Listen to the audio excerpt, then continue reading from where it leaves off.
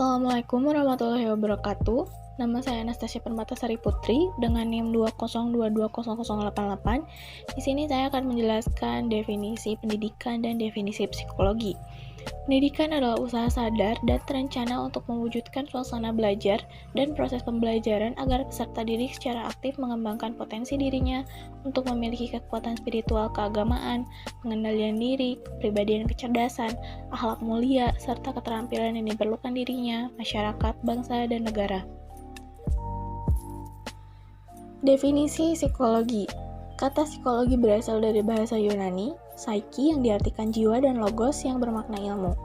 Jadi, sebagai sebuah kata, psikologi berarti ilmu yang mempelajari tentang jiwa. Secara etimologi, psikologi merupakan ilmu yang mempelajari tentang jiwa, baik mengenai macam-macam gejalanya, prosesnya, maupun latar belakangnya. Materi selanjutnya yaitu mengenai definisi psikologi pendidikan. Psikologi pendidikan adalah ilmu yang mempelajari tentang cara belajar, pertumbuhan, dan kematangan individu serta penerapan prinsip-prinsip ilmiah terhadap reaksi manusia.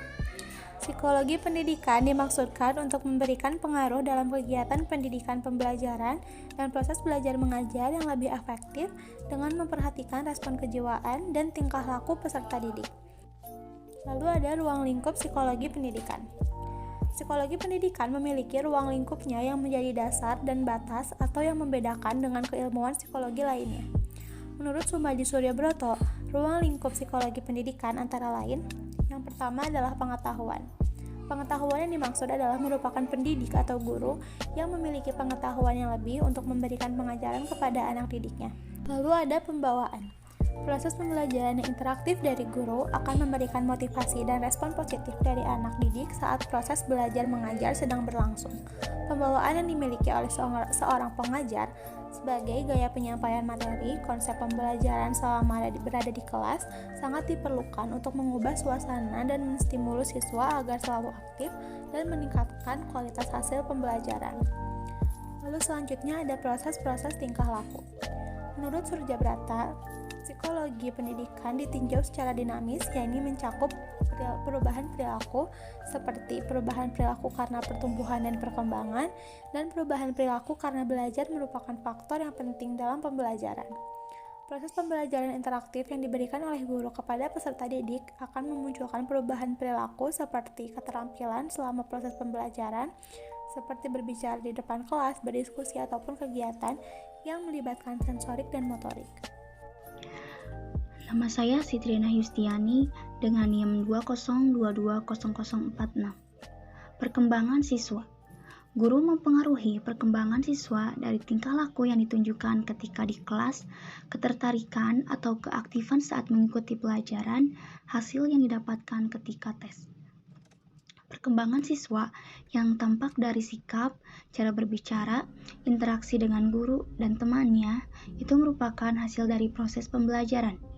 Adapun faktor yang mempengaruhi belajar yaitu situasi belajar sangat berpengaruh terhadap proses pembelajaran. Situasi seperti tempat dan suasana sangat mempengaruhi keberhasilan mengajar seorang guru. Kondisi ruang kelas, ruang laboratorium, ruang perpustakaan merupakan fasilitas yang membantu mempengaruhi kualitas belajar mengajar. Kesehatan mental. Kesehatan mental anak didik ditandai dengan keikutsertaannya dan keaktifannya dalam mengikuti setiap kegiatan pembelajaran baik secara individu maupun berkelompok. Pendidikan karakter. Karakter psikologi dibentuk dari budaya yang diterapkan selama masa pembelajaran di bangku sekolah oleh pendidik. Budaya berupa aturan-aturan kedisiplinan ataupun asas dari kebudayaan yang ada pada suatu daerah. Nama saya Lestari Cahyani Putri dengan NIM 202200041 akan melanjutkan penjelasan. Apa itu kepribadian? Berdasarkan kata asalnya, kepribadian berasal dari bahasa Inggris, yaitu personality, dan juga berasal dari bahasa Yunani, yaitu per dan sonare, yang berartikan topeng. Personare adalah pemain sandiwara yang memakai topeng. Definisi kepribadian merupakan suatu susunan sistem psikofisik yang kompleks dan dinamis dalam diri seorang individu.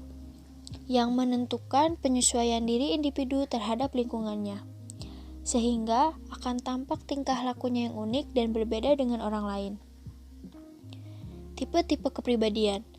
Menurut Hippocrates dan Jalinus, tipe-tipe kepribadian sebagai berikut. Sanguinis, dilihat dari sisi positif, ialah hangat, bersahabat, berbelas kasihan, responsif, antusias, dan banyak bicara.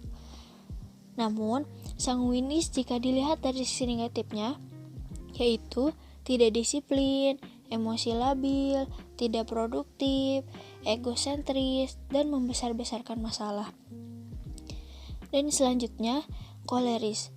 Jika dilihat dari sisi positif, koleris adalah berkemauan keras, independen, memiliki visi, praktis, produktif, tegas, dan pemimpin.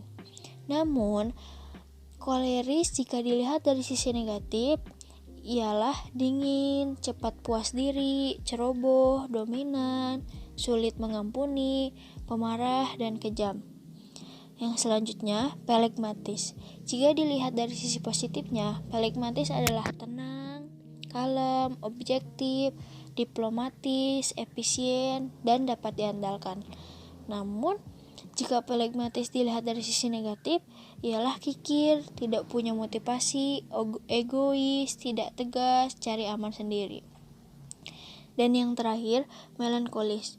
Dilihat dari sisi positif, melankolis adalah perfeksionis, berbakat, tekun, disiplin, dan rela berkorban. Menurut Ernst Kretschmer, macam-macam bentuk tubuh adalah astenikus yang berartikan tinggi kurus dan berpikir kritis. Dan selanjutnya, piscinicus yang berartikan pendek gemuk, periang, dan supel. Dan yang terakhir, atleticus yaitu tinggi besar, pemberani, dan teguh. Namun, menurut William H. Sheldon, dimensi jasmania itu ada 3. Yang pertama, endomorfik, yaitu pendek gemuk, tidak banyak pikiran, toleran. Yang kedua, mesomorfik, yaitu tinggi besar, aktif, dan energik. Yang ketiga, ektomorfik, yaitu tinggi kurus, pemikir, pemurus. Menurut Edward Springer, teoritik, teori, ekonomi atau ekonomi, estetik atau seni, sosialitik atau sosial, politik atau politik, religius atau religius, kesehatan mental. 1. Berkenaan dengan sikap mental yang tidak sakit dan meliputi 3 komponen, yaitu 1. Memiliki rasa diri bahagia. 3. Merasa puas akan peranan dalam kehidupannya. 4. Terjalin hubungan baik dengan orang lain. Upaya pemeliharaan kesehatan mental menciptakan lingkungan sosial psikologi yang sehat dan wajar, memelihara kesehatan fisik mulai sejak dini, memberikan berbagai kegiatan bentuk belajar, menciptakan interaksi dengan individu atau anak dengan dasar kasih sayang. Gejala ketidaksehatan mental ditandai dengan narsisme atau mahosisme. Bentuk pertahanan diri, melakukan penyerangan, melarikan diri, mengubah lingkungan, mengubah diri sendiri. Sekian dari kelompok 3, terima kasih. Wassalamualaikum warahmatullahi wabarakatuh.